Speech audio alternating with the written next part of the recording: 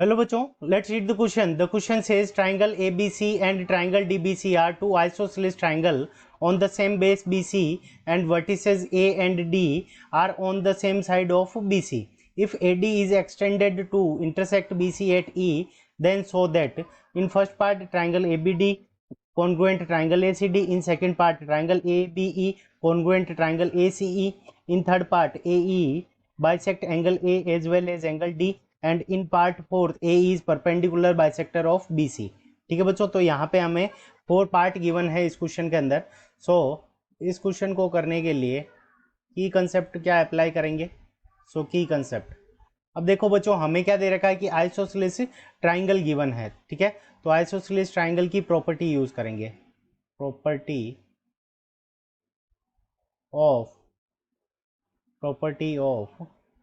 Isosceles, property of isosceles triangle.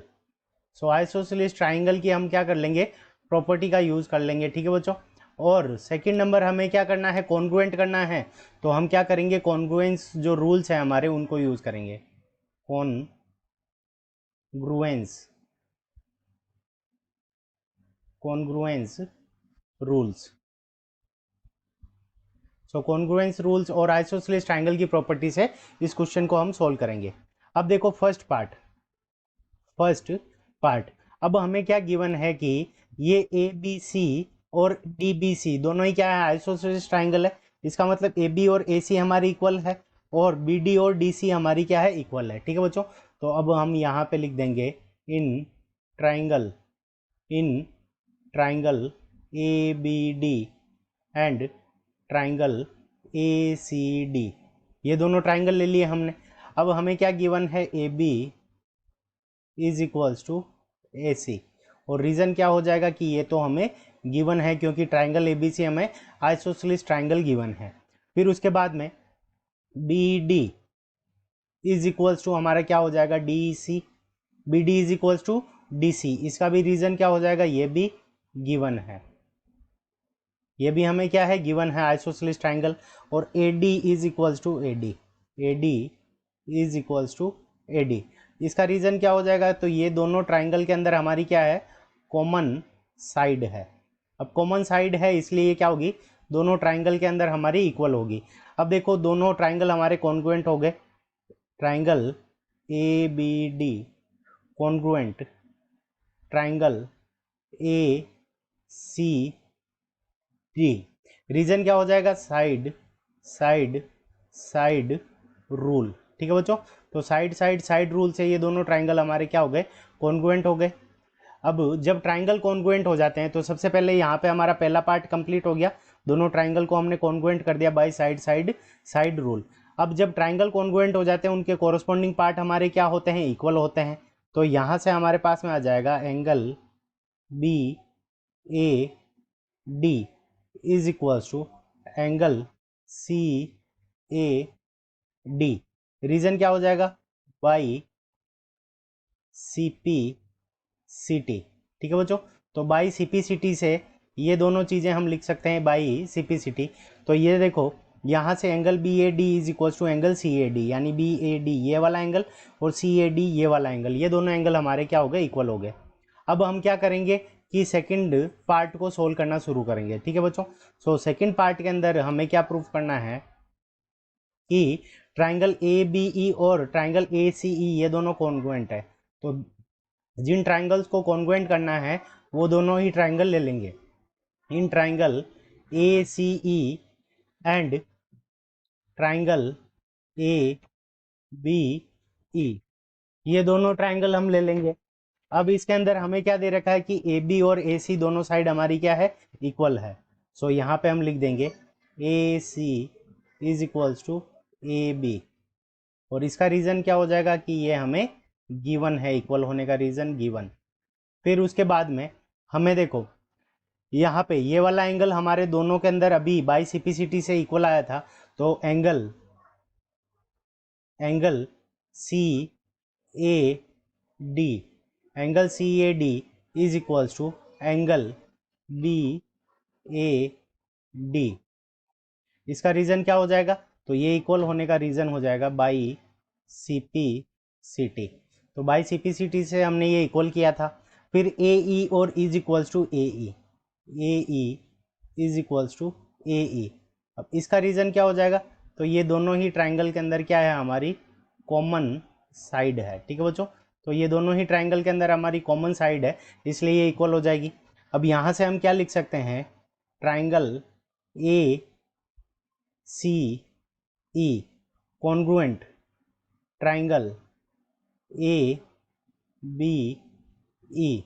Reason क्या हो जाएगा, ये साइड, ये एंगल और ये साइड, तो साइड एंगल साइड रूल। अब साइड एंगल साइड रूल से ये दोनों ट्राइंगल हमारे कॉन्ग्रुएंट हो गए। ठीक है बच्चों, तो यहाँ पे हमारा क्या हो गया, सेकंड पार्ट कंप्लीट हो गया कि ये दोनों ट्राइंगल हमारे कॉन्ग्रुएंट हैं। ठीक है बच्चों, अब हम थर्ड पार्ट के अंदर, अब देखो यहाँ से हम बाई सिपिसिटी क्या लिख सकते हैं, यहाँ से बाई सिपिसिटी से हम लिख सकते हैं C E is equals to B E, C E is equals to B E. ठीक है बच्चों, और ये इसका रीज़न क्या हो जाएगा, by C P C T. So by C P C T ये दोनों हमारे इक्वल हो गए। अब देखो, अब थर्ड पार्ट के अंदर हमें क्या करना है कि A E bisect angle A as well as angle D. ठीक है बच्चों, तो देखो थर्ड पार्ट के अंदर हमें A E bisect angle A as well as angle D, तो यानी हमें ये वाला एंगल और ये वाला एंगल इक्वल प्रूफ करना है। तो ये वाला एंगल और ये वाला एंगल हमने बाई सिपिसिटी से फर्स्ट पार्ट के अंदर प्रूफ किया है, तो यहाँ पे हम थर्ड पार्ट अपना स्टार्ट करेंगे। Angle B A D is equals to angle C A D लिख दो या फिर ई लिख दो, यहाँ पे ई पॉइंट तक भी एक्सटेंड करेंगे तो भी वो हमारा क्या रहेगा कि सेम एंगल रहेगा। So angle B A E, angle B A E is equals to angle C A E, या फिर यहाँ पे डी भी लिख सकते हैं क्योंकि हमें बी ए ई को बताना तो हमने ई लिख लिया। तो ये हमारा क्या है, पहला पार्ट हमारा, थर्ड पार्ट के अंदर दो पार्ट प्रूव करने हैं, तो ये पहला पार्ट हमारा बाई सीपीसीटी से, बाई सीपीसीटी, तो बाई सीपीसीटी से ये हमने क्या किया था, इक्वल किया था, तो ये हमारा प्रूफ हो गया। अब इसके अंदर यहाँ पे एंगल ए का बाइसेक्शन हो रहा है, तभी ये क्या होगा, इक्वल होगा। अब सेकंड पार्ट के लिए हम क्या करेंगे, दो ट्राइंगल ले लेंगे। So in triangle B D E and triangle C D E, ये दोनों ट्राइंगल ले लेंगे बी डी ई और सी डी ई।